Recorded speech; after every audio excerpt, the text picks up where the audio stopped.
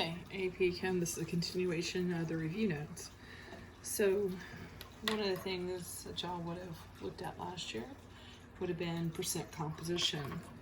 And percent composition just tells us what percent of each of the components is in a formula.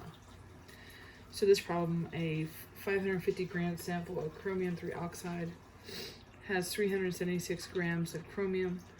How many grams of chromium and oxygen are in a 212 gram sample of chromium 3 oxide?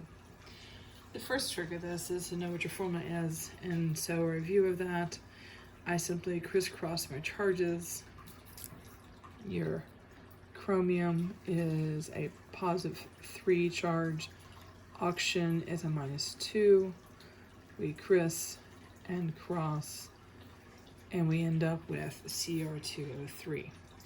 So once we have our formula, we remember our math. This is part over whole. And so our percent of chromium is going to be 276 over 550, which equals 68% chromium. Therefore, if I have 68% chromium, then the rest has to be oxygen, which is 32%.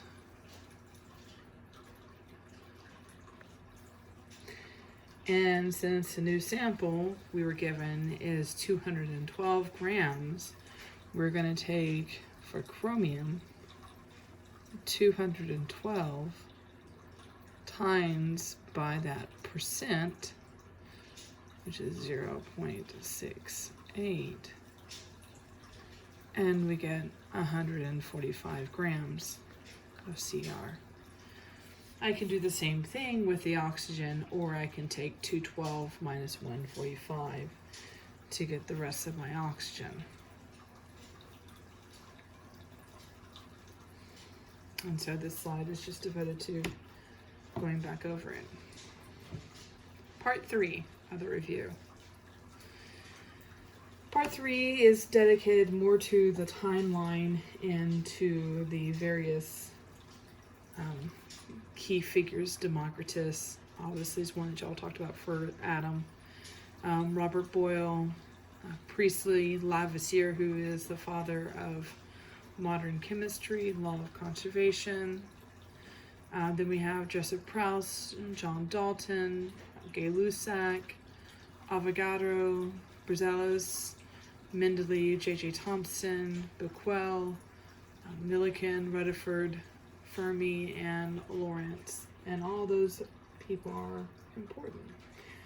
Now, they do expect you to remember your Dalton's atomic theory, which dates back to 1808. And it was developed by John Dalton. And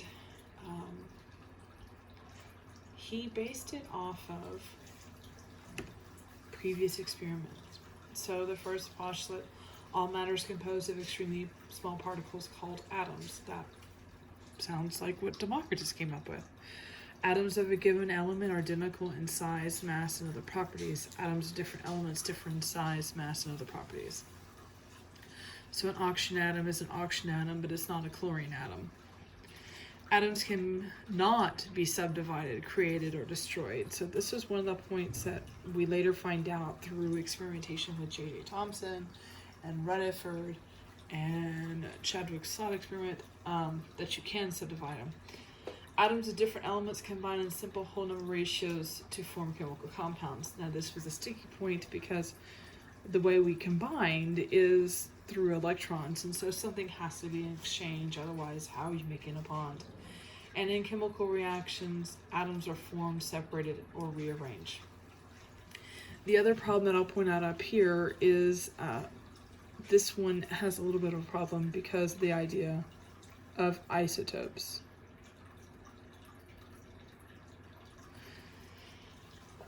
Because some of the carbon does have different number of neutrons, and their properties do slightly differ, but it was a starting point for us. So there have been several changes. Again, we pointed out that his point about the elements are identical in size, mass, and other properties. Well, we do have isotopes, so it's not exactly the same thing. And we actually do it by average masses, which is based on the relative isotopic abundance. He said atoms can't be subdivided, created, or destroyed, and we say, not quite, because we have protons, neutrons, electrons. So that's one of the things that changed it for us. And again, like I said, he bases off of other ones, which include Democritus, who came up with the original idea of the atom, Lavoisier law of conservation, Proust's law of definite proportions. Every compound has a fixed proportion by mass. John Dalton, law of multiple proportions, and that just basically tells us that H and O don't always bond to make water. They can make hydrogen peroxide they want to. And then the other one that's usually gets somewhat forgotten is the law of electrostatic attraction, that opposite charges attract, light charge repel, or it's called the Coulomb attraction. So John Dalton's atomic theory, again, it was a theory, it got us started on a good point. Elements are made of indivisible particles called atoms. They are not indivisible, and atoms are not exactly alike because you have isotopes. And they do form and they join atoms into whole number ratios, which is what we get our compounds from. So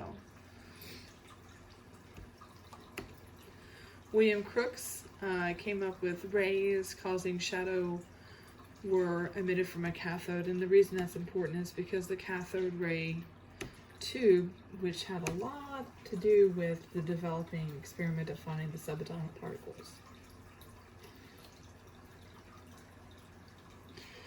Discovery of the electron was discovered in 1897 by J.J. Thomson. He used a cathode ray tube to deduce the presence of negatively charged particles. A cathode ray tube passes electricity through a gas that is contained at very low pressure. And you should know J.J. Thomson and the development of the electron. You should also recognize him for his atomic model, which was the very first one that got us started, called the plum pudding model. And again, if you don't really eat plum pudding, it's kind of like a chocolate chip cookie dough. So you got your chocolate chips in there, and those were your negative electrons, and there was some kind of dough substance that he couldn't exactly explain at the time.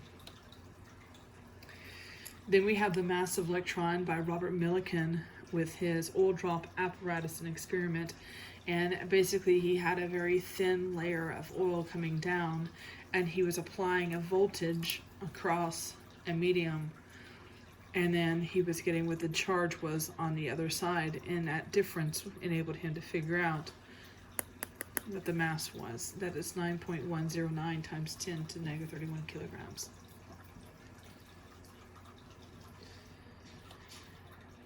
So, and this just a little bit more on his experiment. He reasoned that this must be the charge on a single electron, and then found the electron's mass. So just showing you his thought process on it. And conclusions from the study of the electron. Cathode rays have identical properties regardless of the element used to produce them. All elements must contain identically charged electrons. Atoms are neutral, so they must be positive particles in the atom to balance the negative charge of the electrons. Electrons have so little mass that atoms must contain other particles that account for most of the mass. And that leads us up to the Rutherford-Goldfall experiment. That alpha particles are helium nuclei, and he was shooting alpha particles onto a very thin piece of gold foil. And if there was nothing there for it to be attracted to, there was nothing there that was like the alpha particles, then it should just slide right on through the foil. And what he found was it was actually shooting off like a game of billiards. And it made him think about, why is it doing that? And I'm going to stop it here, and I'll pick it back up here on the next one.